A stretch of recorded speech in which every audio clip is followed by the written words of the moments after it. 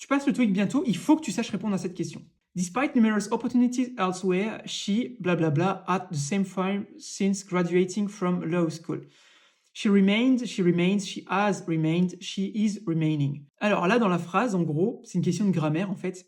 Il faut tout de suite identifier le since graduating from law school, tu vois, donc depuis qu'elle a été diplômée. En général, quand on a un since quelque chose, on va avoir du present perfect. Et ici, le seul present perfect qu'on a, bah, en fait, c'est has remained. Ok, remained, c'est du past simple, ça voudrait dire que c'est quelque chose de fini.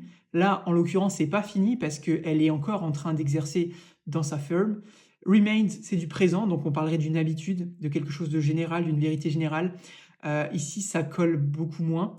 Et is remaining, c'est une action en cours. Ici, c'est plutôt une information,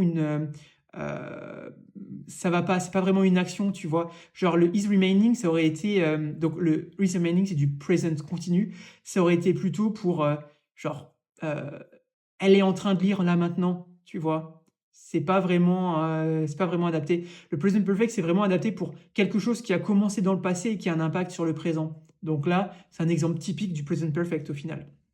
Donc voyons la bonne réponse. Et c'était bien ça. Donc voilà, question sur le present perfect. Present perfect, ça peut être des fois assez compliqué pour les gens de le maîtriser. D'ailleurs, on le voit sur les stats. On les voit sur les stats de ces questions-là.